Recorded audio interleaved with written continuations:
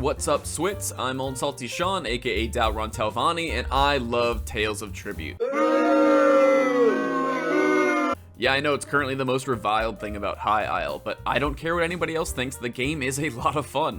To help encourage people to go out and try the game, I wanted to make some quick bonus videos this week sharing my ideas for early meta strats with you guys, as well as a quick tutorial on how to play the game itself.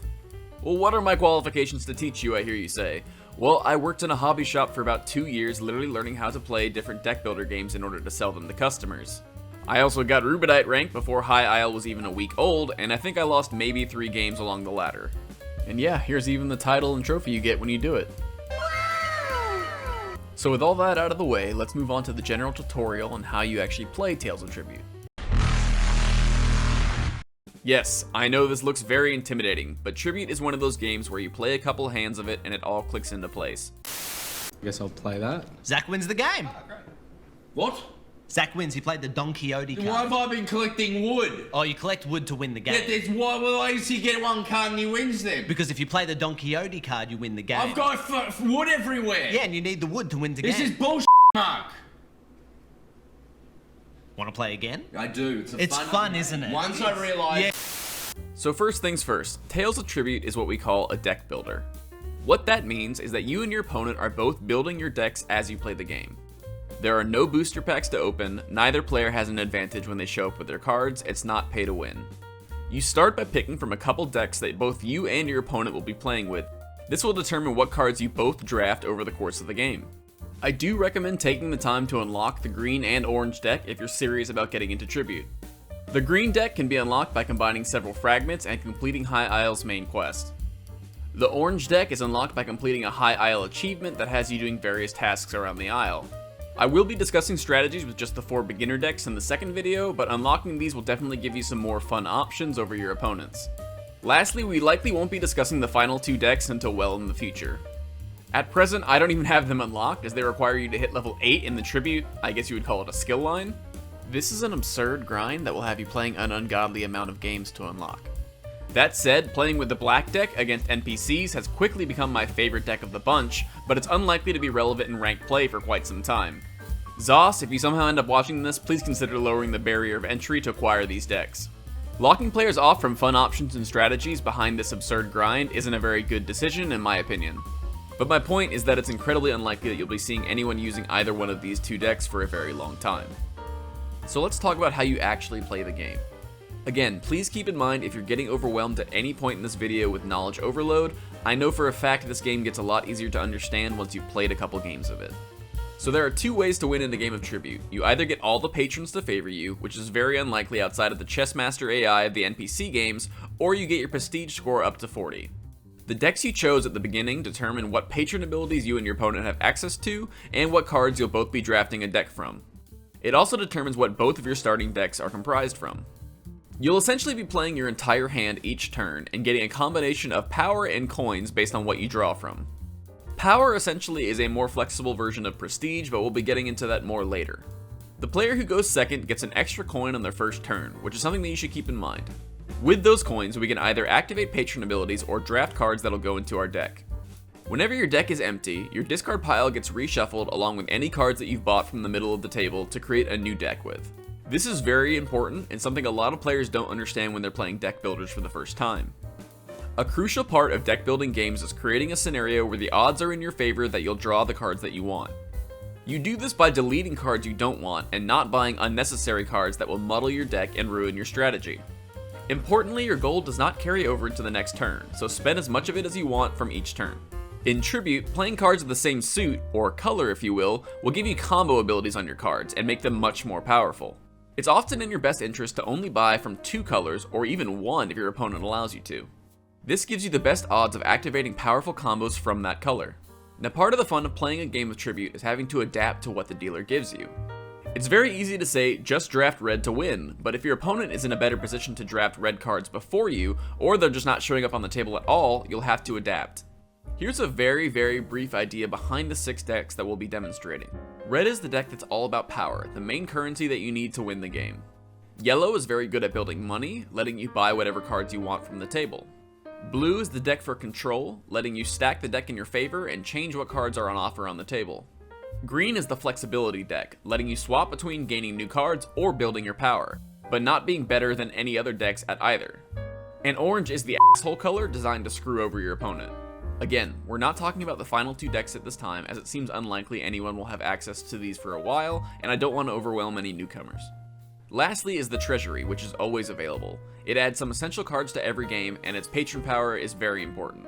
Now, I mentioned most cards that you buy get added to your deck. While that's mostly true, there are exceptions to the rule with cards called contracts. Any card with this symbol does not get added to your deck, but instead its effect is immediately applied. Importantly, these cards are still often of a suit, so if you buy it on a turn in which you played a lot of cards of the same color, it can be very, very powerful, or it can help you access the combo pieces that are in your hand. Something I see a lot of people asking about is that you do not need to play your combo cards in order. As long as they're all played on the same turn, you'll get all the bonuses of all the cards, so you don't need to worry about sequencing. Moving on to agents. Agents are cards that stay in play once they're activated and must be destroyed by your opponent. Critically, agents can act as an extra card towards your card combos. So for example, if you have 2 purple cards in hand and a purple agent on the field, activating the agent at the start of your turn and then playing 2 purple cards will get you that sweet 3 purple combo. There's a couple ways to destroy agents, but the most general strategy is to click on them once you've generated enough power for your turn. You'll expend banked power to destroy the agent based on how much HP they have shown at the bottom of their card. Some agents are designed to slow down your opponent's power gain, such as the orange deck. All of the agents in the orange deck have taunt, meaning that your opponent has to target them with their power each turn, thus dramatically slowing down their prestige gain. Lastly, we'll talk about patron powers. You can normally only activate 1 patron power each turn. Now, while that is restrictive, it's important to know that just because you can activate 1 power each turn doesn't mean that you always should. Also critical to note is that activating the treasury to delete a card and replace it with more gold counts towards your patron power play for the turn. Activating the patron triggers their intended effect and will move them 1 stage closer towards favoring you. All patrons begin by favoring nobody and are in the neutral position. Activating them once will cause them to favor you. So for example, if you activate the purple patron, he will favor you, but if your opponent activates them on their turn, they will return to neutral. Pretty straightforward. Patron abilities alternate between very powerful and simple but effective powers. Patrons can be kind of a sneaky win if your opponent is too focused on buying cards and isn't interacting with the patrons much. Keep this in mind. If you have the favor of all the patrons but one, the system alerts your opponent that you are nearing a patron win, and they will have to keep activating at least 1 patron each turn to prevent themselves from losing. This is great for you, as it forces your opponent to make suboptimal plays, and if they get real tunnel vision, sometimes you can even sneak in a win this way. I've stolen victory from an opponent this way a couple times, but it should never be your main strategy. One last note on this, if you're playing against the NPC tribute opponents, the low level ones seem to never interact with the patrons. This makes it very, very easy to get a patron win. While I do recommend doing this strategy if you're just trying to get your daily quest done as fast as possible, this is a very bad way to learn how to actually play the game, and I would advise against doing it early on as it'll make it difficult to learn the cards. The 6 patron abilities we'll be focusing on are as follows. The red deck patron allows you to spend 2 power to return an agent card from your discard to the top of your deck for next turn. This is a very late game ability as it's only powerful if you have high cost agents in your discard. The real strength behind this patron ability is how difficult it is to achieve. It requires an active agent in the discard and 2 power to buy it, so it's often one an opponent can't complete if they're in a pinch and you're nearing a patron win. The purple patron lets you effectively cash out, turning all of your gold into power. This is a very powerful effect if you're running either the purple or yellow suits, as it allows you to generate a ton of power out of seemingly nowhere. It's important to note, however, that you can only use this ability if your patron doesn't currently favor you, meaning you can essentially only use it once for every time your opponent does in order for you to benefit from it. Knowing when to use the purple patron is key, as using it too early will lock you out from using it for potentially a very long time, if not forever. An effective way to punish purple and yellow players you're facing against is to simply not use this patron, as it locks them out of their chief source of power for the entire game. The yellow patron allows you to sacrifice a card that you've purchased or that is currently in play to gain power equal to its cost -1.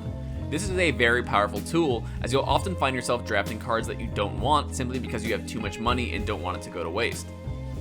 Again, buying cards not from the suits that you're building can cripple your strategy, so having an effective way to get rid of them once they're no longer useful and benefiting from doing so is a very powerful tool.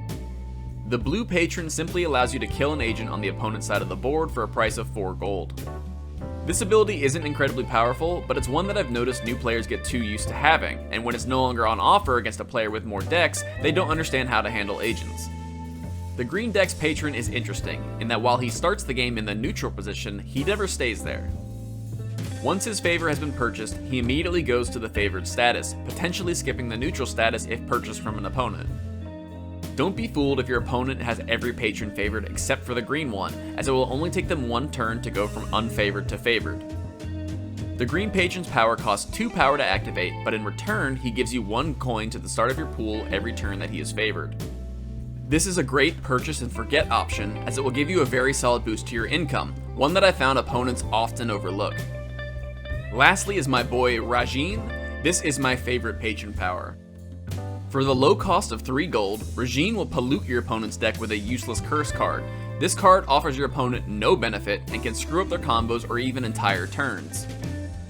These curses can get recycled into your opponent's deck if they don't have a way to destroy them, either using the treasury or drawing a destroy effect card.